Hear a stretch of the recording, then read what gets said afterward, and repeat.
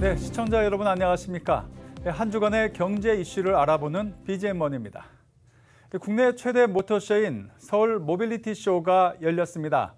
이곳에 완성차, 부품사, 모빌리티 서비스 등 전 세계 6개국, 100개 기업들이 모여 열기가 아주 뜨거웠습니다. 자, 오늘 기자가 간다는 모빌리티 쇼 현장 소식으로 시작합니다.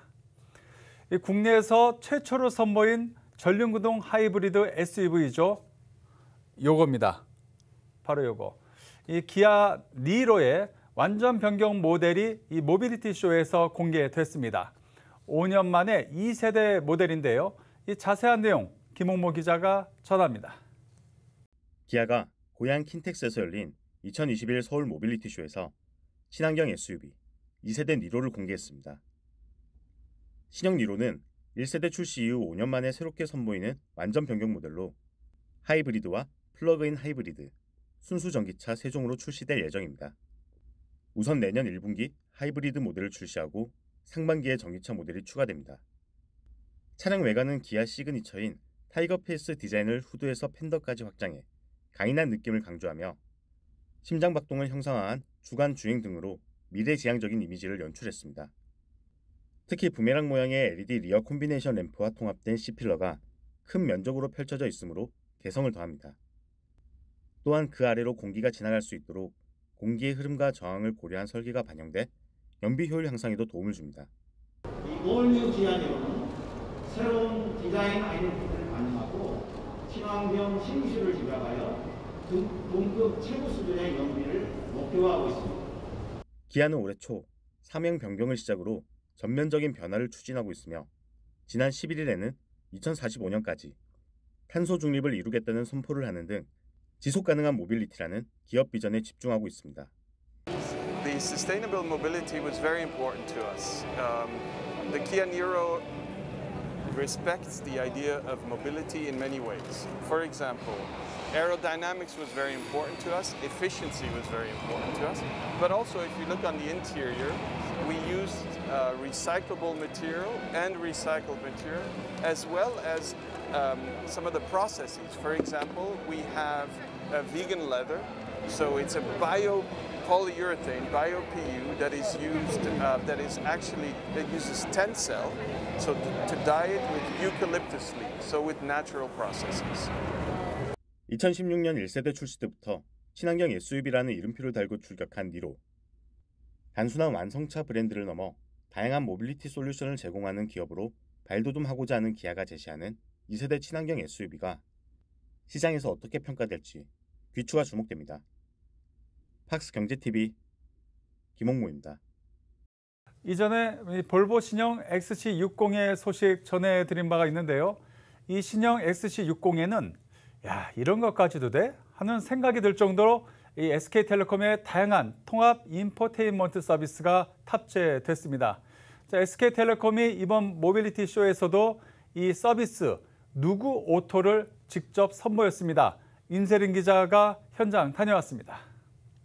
국내 최대 모터쇼인 2021 서울 모빌리티 쇼가 26일 막을 올렸습니다.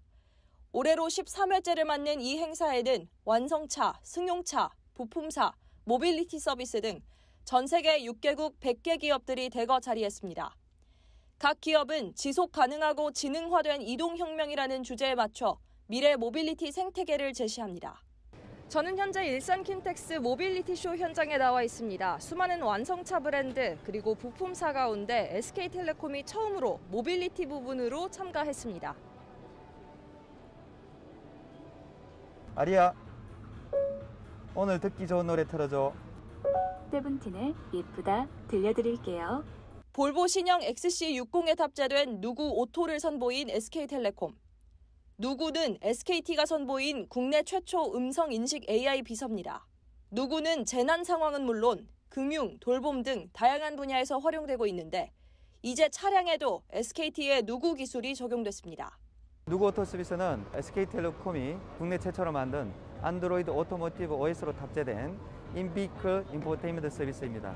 카 컨트롤 서비스, 그다음에 전화 발수시 서비스, 볼륨 조정 서비스, 그다음에 여러분 잘 아시는 고도화된 팀앱 서비스, 플로 서비스, 그다음에 여러 가지 서비스들을 올려서 통합형 IVI 서비스를 선보이게 되었습니다. 운전자들이 음성 명령이나 음성 대화로 자유롭게 차를 조정할 수 있게 되어서 안전운전에 확보하는 데 가장 핵심적인 솔루션이 될 겁니다. 국내 통신사들이 AI 일상화에 속도를 내고 있는 가운데 SKT는 통합 인포테인먼트 서비스를 통해 운전자들에게 정보와 오락, 두 마리의 토끼를 모두 제공해 더욱 지능화된 모빌리티 라이프를 누리게 한다는 계획입니다. 이와 관련해 SKT는 지난 23일에도 전화의 음성 통화 녹음을 문자로 변경해 제공하는 AI 통화 녹음 베타 서비스도 시작했습니다. 다양한 분야의 AI가 함께하는 누구 에브리웨어를 실현하겠다는 SKT. SKT의 AI 범용성이 확장할 수 있을지 주목됩니다. 팍스경제TV 임세림입니다.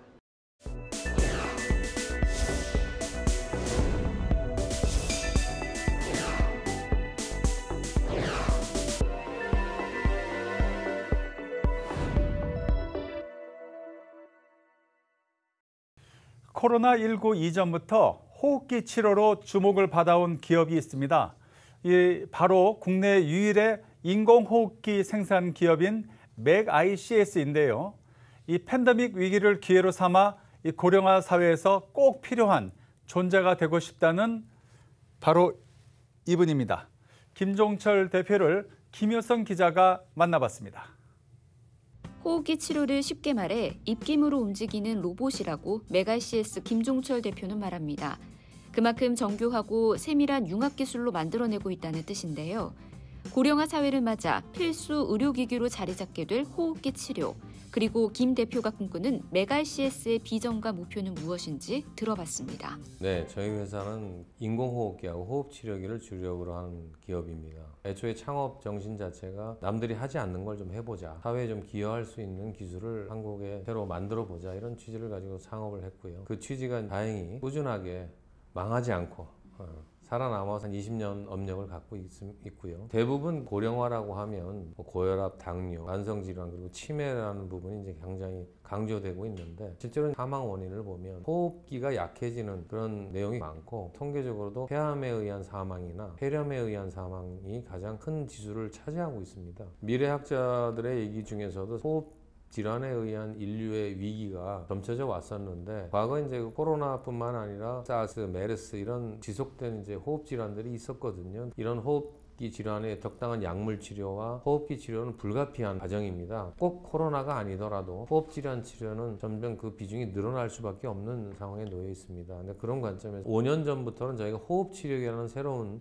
거의 뭐 업계에서는 신종 단어에 가깝습니다. 그러니까 호흡 치료기라는 말이 굉장히 포괄적이기 때문에 포괄적으로 사용할 수 있는 장비를 개발했다는 뜻인데, 그 기술의 융합도는 한 차원 사실 높은 그런 제품이었어요. 근데 저희가 코로나 이전에는 그 제품을 전 세계 론칭하는데 대단히 애를 먹었습니다. 왜냐하면 새로운 개념을 저희가 시장에 제시하는 거였거든요. 근데 다행히 이제 코로나 상황과 아주 잘 맞아떨어집니다. 그전에는 이제 치료 단계별로 여러 가지의 제품을 있었다면, 이 제품은 치료 단계를 좀 더 융합한 상태입니다. 그래서 의료진이 어떤 치료를 해야 되겠다라고 할 때마다 장비를 바꾸는 것이 아니라 그대로 그 사용 방법만 바꿔버리면 이제 대응이 가능한데, 그래서 저희가 내놓은 호흡 치료기가 사실 이 코로나 시대를 맞이해서는 가장 적합한 제품으로 이제 인식되기 시작했습니다. 저희가 무엇보다 재무 구조가 사실 그렇게 튼실하지 못했어요. 기업으로는 천만다행인 것이 하늘이 도와준 기회거든요. 그래서 재무 구조를 일시에 저희가 개선할 수 있었고, 코로나 등락에 따른 이제 매출의 등락은 사실 있었던 건 사실이지만, 저희가 추구하고 있는 방향에서는 꾸준하게 성장을 하고 있는 힘을 얻게 된 큰 기회였다고 생각을 합니다. 저희 회사는 새로운 꿈을 꿀 필요는 없는 것 같다. 가던 길을 계속 가면 되는데, 과연 어떻게 전 세계적으로 가장 선두에 서는 회사가 될 것이냐, 그건 무엇보다 이제 저희가 좀 더 경험을 해야 될 필요성이 있고, 말 그대로 이제 강소기업의 모습으로 가는 것이 저희 비전이고, 큰 변화 없이 이 축으로 그대로 노력을 해서 저희가 알려진 브랜드가 된다면 조 단위까지의 성장은 큰 문제가 없다, 이렇게 생각하고 있습니다. 제가 이 휴대폰을 들고 나왔습니다. 이 휴대폰에는 수많은 어플리케이션이 깔려져 있죠. 이 스마트폰 어플리케이션을 꾹 하고 눌러가지고 이 차량을 호출해 그 차에 탑승을 했는데, 딱 보니까 운전자가 없다. 그런데 차가 알아서 목적지까지 데려다 준다. 자, 아직은 상상 속의 미래 이야기일 것 같다 이런 생각이 드는데요. 서울시가 현대차 그룹과 손잡고 자율차 상용화 인프라 구축에 나섰습니다. 내년 1월부터는 일반 시민들도 일단은 유료로 돈을 내고 이 자율주행 택시와 버스를 이용할 수 있게 됩니다. 김홍모 기자가 보도합니다. 현대자동차가 내년 상반기 서울 도심에서 레벨 4 자율주행 시범 서비스를 운영합니다. 자율주행차를 활용해 탑승객에게 이동 편의를 제공하고자 한다는 현대차의 신개념 모빌리티 서비스인 로보라이드가 그 주인공으로 10여 개가 넘는 레이더와 카메라를 탑재해 비가 오거나 어두운 밤에도 자율주행 운행이 가능합니다. 자율주행차는 단순 이동 수단이라는 기존 자동차 개념을 변화시켜줄 뿐만 아니라 자동차 산업의 패러다임까지도 변화시키는 파괴적 혁신을 일으키고 있습니다. 향후 자율주행차는 교통산업과 우리의 생활 전반에 크다란 변화를 가져오고 우리나라가 미래를 이끌어가는 성장 동력의 건축을 담당하게 될 것이라고 기대합니다. 레벨 4의 자율주행은 도로의 경계와 차선은 물론 각종 시설물의 정보가 센티미터 단위로 상세하게 표시된 정밀 지도가 구축된 곳에서만 운행이 가능합니다. 이로 인해 민간 기업의 기술 개발만이 아닌 정부 기관의 협조가 필수 불가결인데요. 이에 발맞춰 지난 24일 서울시가 시민들의 교통수단으로서 자율주행차가 운행되고 정착할 수 있도록 단계적인 투자를 계속해 나간다는 서울 자율주행 비전 2030을 발표한 바 있습니다. 서울시는 자율주행 인프라를 구축하기 위해 2026년까지 1,487억을 투자할 계획이며 순찰, 청소, 제설 등 공공서비스 분야에도 자율차가 도입됩니다. 첫 자율주행 시범지구로 지정돼 선제적인 기술 실증과 인프라 구축에 나섰던 상암에선 29일 서울시와 현대자동차그룹이 공동으로 주최한 대학생 대상 자율주행 경진대회인 2021 자율주행 챌린지 본선이 치러졌습니다. 서서히 출발하고 또 정차할 때도 아주 기술이 능숙한 운전자가 운전하는 것 같은 그런 정차감을 경험하면서 이 정도면은 상용화해도 되겠구나 하는 그런 느낌을 받았습니다. 세계적으로 많은 도시들이 자율주행의 경쟁 상태에 돌입을 했는데 서울시가 그 경쟁을 선도하는 도시가 될 수 있도록 지원을 아끼지 않겠습니다. 현대차와 서울시는 30일부터 상암에서 승용차형 자율주행차 4대를 운행하고 강남과 여의도 등지선 내년부터 자율주행차 운행을 시작한다는 계획입니다. 자율주행 인프라 구축이라는 공통의 목표를 향해 두 팔 걷어붙인 민간의 협력이 어떤 과실을 맺을지 귀추가 주목됩니다. 팍스경제TV 김홍무입니다. 이 신도시나 택지 지구에서 처음으로 공급되는 아파트는 그 단지의 시작을 알리는 부분이기 때문에 위치나 상품성 부분에서 유리하다는 장점이 있습니다. 여기에 이제 후속 단지가 공급이 되겠죠. 또 인프라도 또 좋아지겠죠. 그래서 높은 프리미엄이 붙기도 합니다. 이 동탄 2 신도시 신주거문화타운에서도 첫 공급 소식이 전해지고 있습니다. 현장을 이정헌 기자가 다녀왔습니다. 3기 신도시 개발을 비롯해 수도권 각지에서 택지 공급이 활발히 진행되고 있는 가운데 지구내 마수거리 단지가 높은 인기를 끌고 있습니다. 마수거리 단지는 최초라는 상징성과 희소성을 갖추고 있는 데다 입지 가치가 높아 시세면에서도 선도 역할을 하는 경향이 있습니다. 또 개발 초기 단지인 만큼 후속 단지들에 비해 분양가 메리트도 높습니다. 첫 분양 단지가 이후 단지의 가격 기준이 되다 보니 지역 인지도 상승에 따라 후속 단지의 분양가는 높아지기 때문입니다. 특히 향후 주거 여건 개선에 따라 지역 내 전반적인 가격이 상승하게 되면 초기 분양가에 비해 높은 시세 차익도 얻을 수 있다는 장점이 있습니다. 처음 선보여지는 단지는 상품 면에서도 유리합니다. 건설사들은 흥행의 초석을 다지기 위해 주로 지역 내에서 가장 뛰어난 위치를 선점하고 평면 설계나 상품성에 신중을 가해 단지를 시공하기 때문입니다. 이러한 가운데 화성 동탄 2신도시 신주거 문화타운의 첫 주거단지 공급이 시작돼 관심이 집중되고 있습니다. 단지는 분양가 상한제가 적용된 아파트로 주변 시세 대비 저렴한 분양가가 책정돼 가격 경쟁력이 우수합니다. 또한 특별 공급 물량은 적고 전 세대가 분양 면적 전용 85제곱미터 초과 상품으로 조성돼 추첨제 물량이 많아 가점이 낮은 청약자의 당첨 기회가 상대적으로 높습니다. SRT 동탄역을 이용해서 수서역까지 편리하게 이동할 수 있으며 경부고속도로, 용서고속도로 이용 시 강남, 분당, 판교 등 주요 도심을 매우 빠르게 이동하실 수 있습니다. 주거지구 중 최대 규모로 조성되는 이번 단지는 자연 친화형 도시를 표방한 신주거 문화타운의 쾌적한 환경을 가깝게 누릴 수 있습니다. 신리천, 왕배산 3호공원 등이 인접해 자연을 벗삼은 여가 생활도 가능합니다. 차가운 겨울 한파에도 부동산 시장의 열기는 여전히 뜨겁습니다. 현명한 내 집 마련을 원하는 수요자들에게 이번 단지가 마음속 원픽으로 자리할 수 있을지 귀추가 주목됩니다. 팍스경제TV 이정원입니다. 코로나로 집에서 배달시켜 먹는 분들 많으셨을 텐데요. 자, 그렇다면 이제 이 배달의 민족의 이 마스코트 캐릭터, 배달이 친구들, 이 친구입니다. 이제 많이 익숙하시죠? 민트색 헬멧을 쓰고 검은색 테두리를 두른 안경을 쓰고 있는 이 캐릭터. 이 캐릭터들이 이 어플 화면에서 밖으로 이제 실제 모형으로 나왔습니다. 이렇게 보면은 헬멧 쓰고 있는 안경 쓰고 있는 이 친구, 바로 임세린 기자입니다. 임세린 기자가 그 현장에 다녀왔습니다.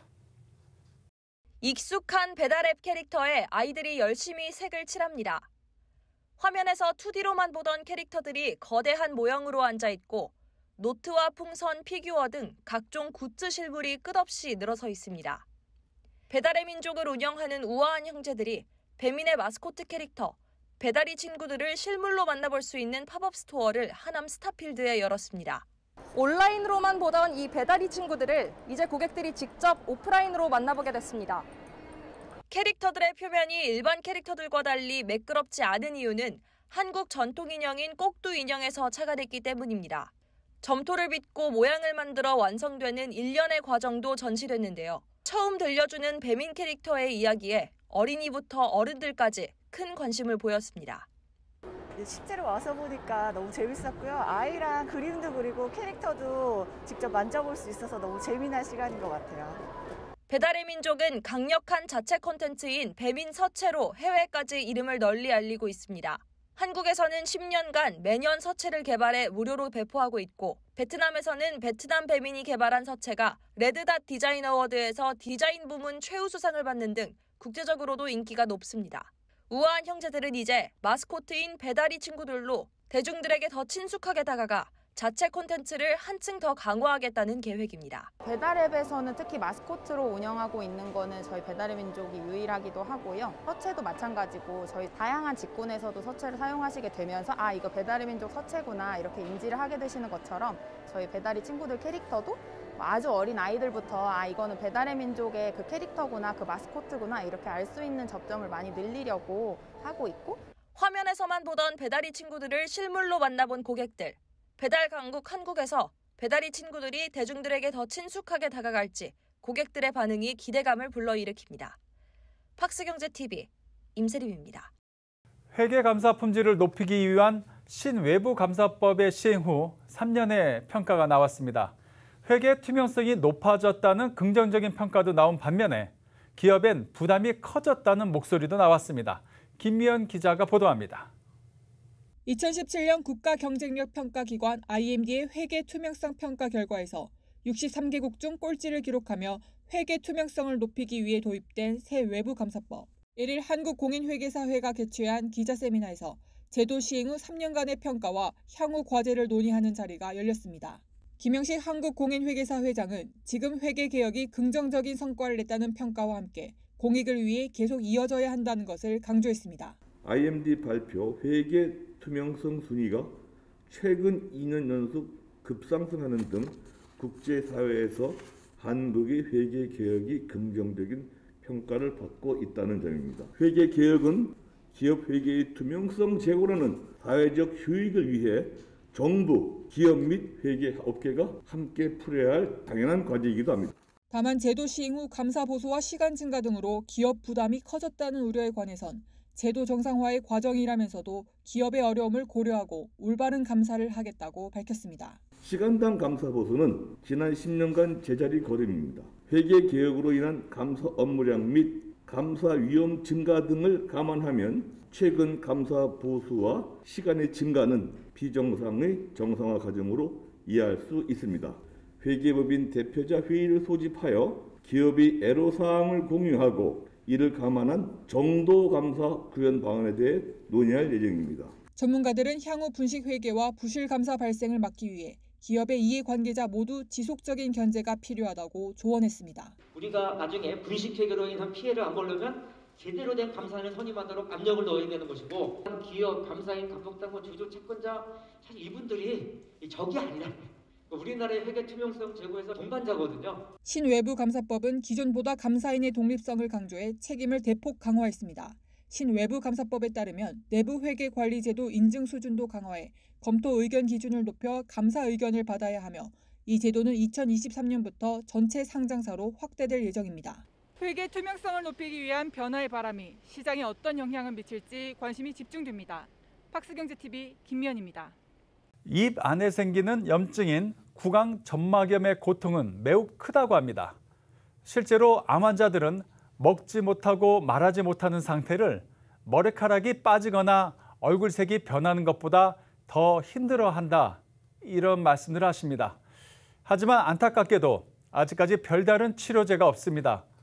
김효선 기자가 구강 점막염 치료제 신약을 개발 중인 엔지캠 생명과학의 기자 간담회에 참석해 개발 상황을 듣고 왔습니다. 엔지캠 생명과학이 EC18을 기전으로 한 중증 구강 점막염 신약의 임상 2상 결과를 발표했습니다. 글로벌 신약 R&D 본부 박갑수 전무는 임상 2상 결과 우수한 치료 개선 효과가 나타나 성공적이라고 밝혔으며, 박 전무는 EC18이 유일한 구강 점막염 치료제로서의 개발 가능성이 크다고 자신했습니다. 그레이드 1, 2, 3, 4로 나눠져 있는데, 저희가 이제 타겟으로 하는 염증 정도는 그레이드 3, 그레이드 4, 요 두 개 합해서 이제 Severe Oral Mucositis, SOM이라고 합니다. 저희가 이제 임상을 하면서 이런 SOM에 걸리는 환자가 빨리 완화되는 그레이드 2나 그레이드 1으로 가느냐, 그 기간이 얼마나 짧아지느냐. 두 번째는 염증이 없었는데 오랫동안 치료를 하다 보면 생긴다. 이런 생기는 발생률을 줄일 수 있느냐. 이 두 가지를 목적으로 해서 임상을 진행했습니다. 저희가 이제 임상한 대상은 이제 구경부암, 입하고 가깝기 때문에 우리가 가장 빨리 볼 수 있다 해서 했고요. 구경부암 환자로서 볼 때 저희가 한 2조 정도 보고 있어요. 2빌리언은 구강 점막염이 두경부암 환자에서 유도된 구강 점막염이고, 두경부암뿐만 아니라 다른 암 환자들도 방사선 치료나 화학 치료를 받게 돼요. 그분들도 구강 점막염이 생겨요. 그래서 그것까지 했을 때는 엄청난 큰 시장을 예상할 수가 있습니다. 그게 이제 한국 돈으로 오면 한 2조에서 한 6조 정도 시장을 보고 있고요. 요거는 구강 점막염에 한해서 그렇다는 거죠. 이제 구강뿐만 아니라 구강하고 비슷한 조직, 몸에 이런 조직이 이제 주로 이제 내장, 소장, 피부, 그다음에 뭐 식도, 이런 데도 염증이 생깁니다. 염증 시장까지 우리가 고려한다면 엄청난 큰 시장으로 우리가 예상을 하고 있습니다. FTD, Fast Track 데지그네이션을 받았잖아요. 2018년에. 그래서 임상을 빨리 진행할 수 있었고, 안타깝게도 우리가 코로나 때문에 환자 리크루트도 굉장히 힘들었어요. 그래서 우리가 생각했던 딜레이 됐지만은 그 FDA로 또 많은 도움을 받고 있어요. 그 다음 프로그램 중 하나가 BTD예요. Breakthrough Therapy Designation. 일반적으로 우리가 이제 BTD를 신청하면은 60일 정도, 2개월 정도 걸린다고 이제 그 알려져 있어요. 이건 일반적인 거고, 실제로 제가 11월 5일날 했기 때문에 2개월 잡으면 1월 초가 되겠는데, 이슈는 연말 때문에 조금 시간이 이제 딜레이 될 수 있어요. 저희가 늦어도 내년 상반기에는 충분히 결론이 나올 걸로 생각하고 있습니다. 저희가 추진적인 백신은 플라스미드 DNA 백신, 인도의 자이더스 카딜라 헬스케어 회사에서 만들었고, 그 백신을 저희 회사에서 인라이센싱해서 백신을 만들어서 이제 팔기로 했는데, 저희는 DNA 백신 기술을 개발해서 변이에 해당되는 또 새로운 백신도 인도에 있는 자이더스 회사하고 같이 공동 연구 개발을 계획하고 있습니다. 네, 이상으로 BGM 머니를 마칩니다. 다음 주에도 기자들이 발로 뛰는 생생한 현장의 소식을 우리 시청자 여러분들께 전해드리도록 하겠습니다. 고맙습니다.